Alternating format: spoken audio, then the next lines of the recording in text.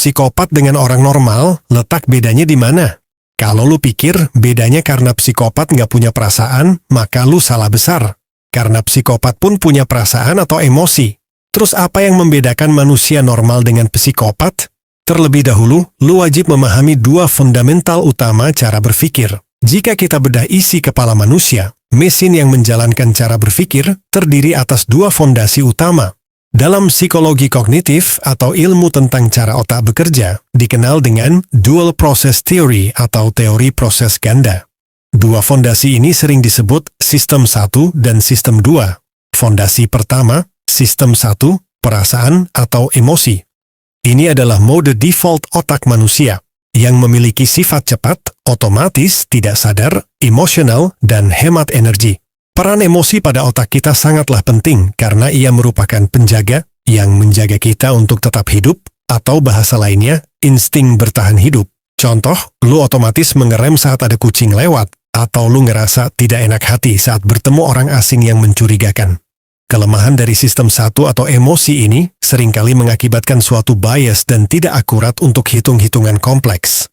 Atau, lebih sederhananya, emosi sering menjadi sebab munculnya cacat logika. Fondasi kedua, sistem 2, logika atau rasional.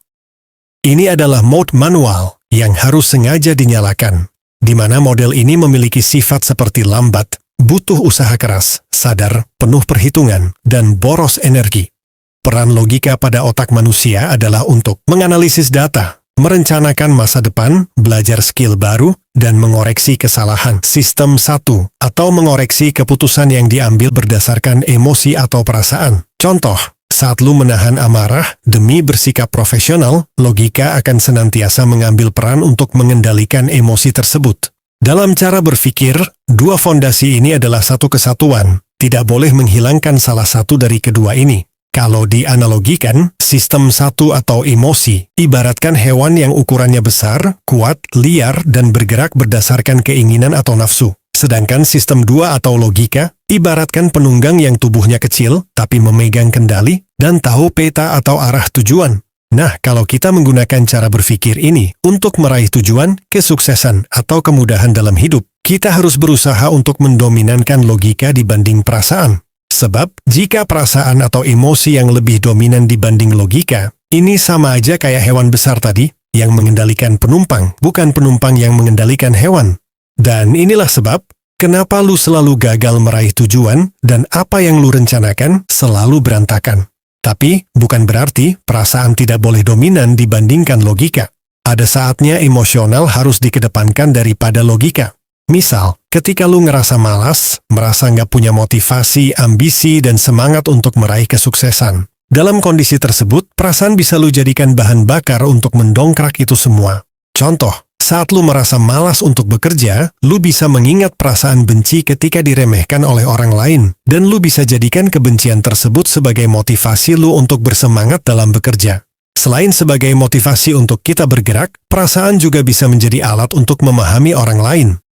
Misalnya, ketika lu pengen bernegosiasi atau mempengaruhi orang, lu bisa munculkan perasaan simpati dan empati untuk memahami perasaan seseorang sehingga lu tahu apa yang diinginkan olehnya. Hal tersebut bisa menjadi bahan negosiasi atau penawaran yang sulit ditolak oleh orang tersebut. Hingga akhirnya dia mau melakukan apa yang lu inginkan, misalnya membeli suatu produk. Tapi, kalau itu berhubungan dengan perencanaan, strategi, pengambilan keputusan, menyusun rencana belajar, atau proses belajar, atau meraih kesuksesan, logika harus lebih dominan dibandingkan perasaan. Oke, kembali ke pertanyaan di awal video. Apa yang membedakan kita, manusia normal dengan para psikopat? Sebelum gua jawab, gua pengen lu ingat ini baik-baik. Logika adalah alat yang menentukan benar atau salahnya suatu tindakan. Perasaan adalah alat yang menentukan baik atau buruknya suatu tindakan, khususnya perasaan yang berhubungan dengan empati, rasa bersalah, rasa malu, rasa takut, rasa kasihan, dan cinta tulus. Dan perasaan inilah yang menjadi rem buat kita untuk menggunakan cara berpikir yang tidak merugikan orang lain. Inilah pembeda antara kita dengan psikopat.